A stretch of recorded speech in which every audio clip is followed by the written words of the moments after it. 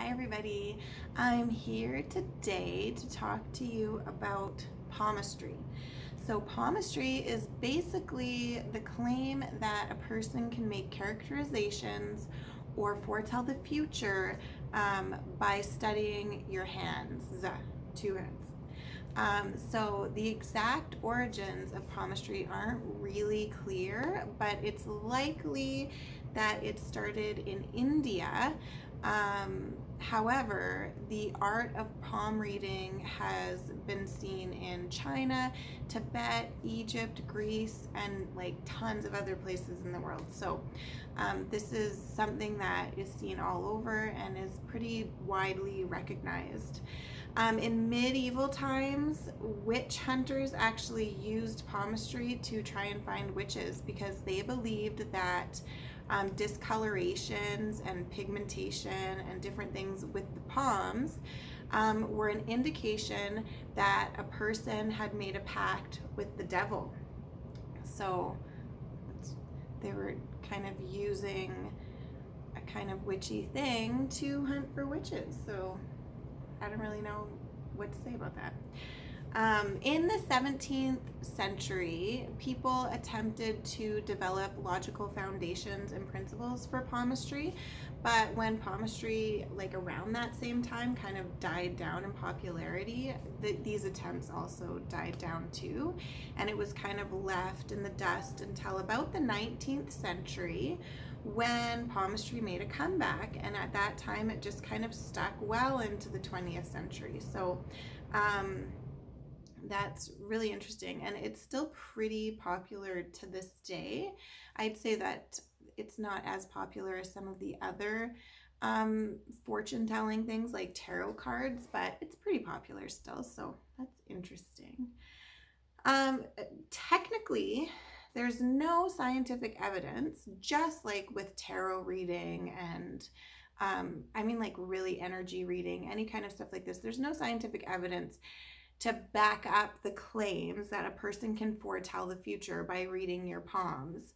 However, our hands can tell a person a lot about us, and a lot of times doctors, when you go for doctor's appointments and stuff, will look at your hands to like kind of get an indication of your health. So our hands can tell a person different things about our occupation, our health, cleanliness, and any kind of nervous habits. Like some people pick at their hands, or you will have calluses if you do certain jobs, stuff like that. So our hands can tell people a lot.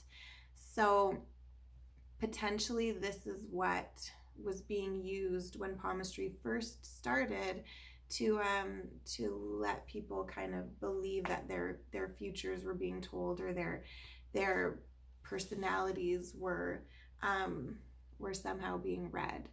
But to get into some palmistry itself, it's not just about the palms. So basically, when a person reads your palms, they're reading your whole hands, and they're generally reading both, because your dominant hand indicates your personality changes, so how it has changed and how it will change, and then your non-dominant hand shows your personality right now, along with any of your personal dispositions. So these are kind of interesting. So they would look at both of your hands, and a good palm reader would ask, which hand is your dominant hand?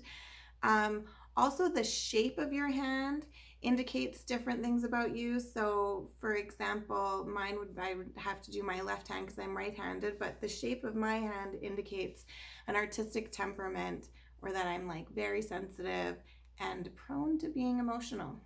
I'm not. That's not a thing. So as well, the shape of your fingers, the shape of your fingernails, the shape of your thumbs, these all have different things. Like a palm reader would look at them to indicate different things about your personality, and who you are, and how you've grown and evolved and changed, and how you will grow and evolve and change in the future. So that's really interesting. They also will even look at how you rest your hands, like how far apart you hold your fingers, if some fingers kind of lean towards other fingers. These are all indications of different parts of who you are. So it's really interesting. it's not just the lines. There's so much more to it.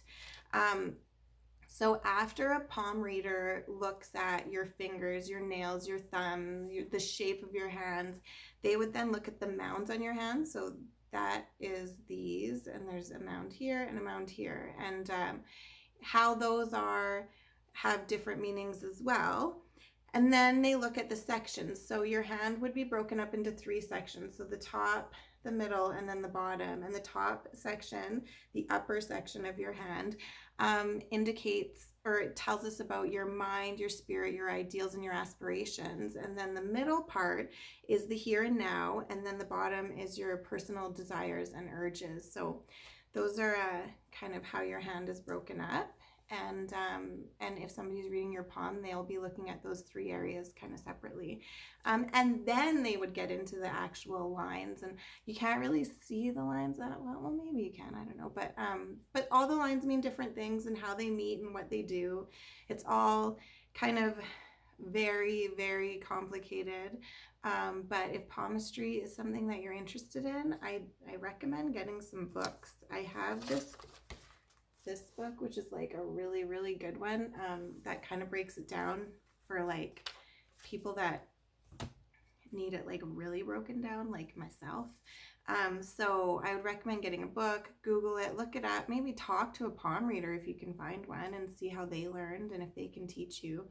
But palmistry is something that's been around for a long, long time, longer than most of these other fortune-telling tools. So I think there's probably something to it. I don't know if we can foretell the future, but I think any kind of look into our own personality and how we can grow and change and evolve is always a good thing. So yeah, that's palmistry. Yeah. And if you have any questions, let me know.